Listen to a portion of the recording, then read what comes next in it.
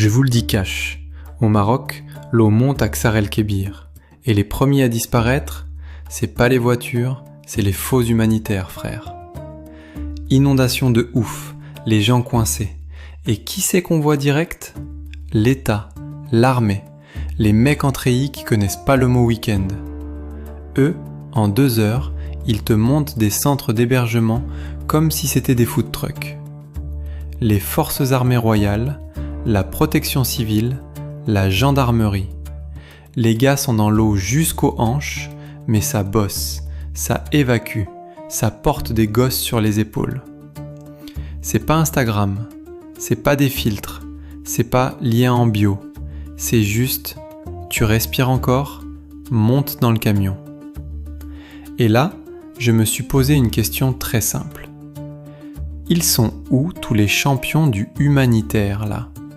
Ceux qui voulaient faire une marche jusqu'aux frontières, prêts à traverser le désert pour une cause à 4000 km.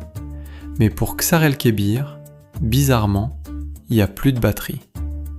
Pour Gaza, pour la Syrie, pour je sais pas quel pays lointain, banderoles, mégaphones, slogans, larmes de crocodile.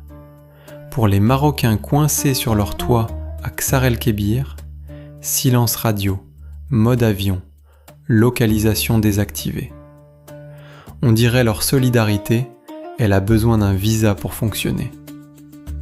Alors je demande, tranquillement, pourquoi vos cœurs captent mieux le Wi-Fi à l'étranger que le réseau au bled ? Les inondations, c'est pas assez instagrammable pour vous ? Y a pas assez de caméras, pas assez de hashtags en anglais, c'est ça ? Peut-être que ça rapporte moins de buzz, moins de financement d'associations internationales, moins de petites conférences payées pour venir expliquer à quel point le Maroc, c'est l'enfer sur terre ? Je demande, j'accuse pas, je constate, comme un prof de maths dépressif. Parce qu'on les connaît.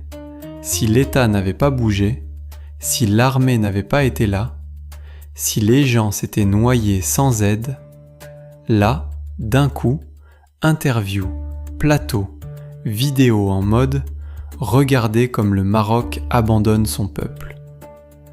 Quand ça sauve des vies, ils disparaissent. Quand ça tourne mal, ils apparaissent. Comme des pubs YouTube. Le patriotisme, c'est pas crier des slogans en arabe littéraire devant une caméra. Le patriotisme, c'est être là quand ton pays est dans la merde, pas juste quand la caméra est bien cadrée. Soit t'aimes ton pays sous la pluie, soit ferme-la quand il fait beau. Qu'Allah fasse miséricorde aux victimes des inondations, qu'il soulage leurs familles. Respect éternel aux forces armées royales, à tous ceux qui étaient sur le terrain pendant que d'autres cherchaient le meilleur angle pour leur prochain poste. Et ne vous inquiétez pas, ce double discours-là, on va continuer à le gratter jusqu'à ce qu'il fasse plus mal qu'une facture d'électricité. C'était Axel au micro, c'est carré.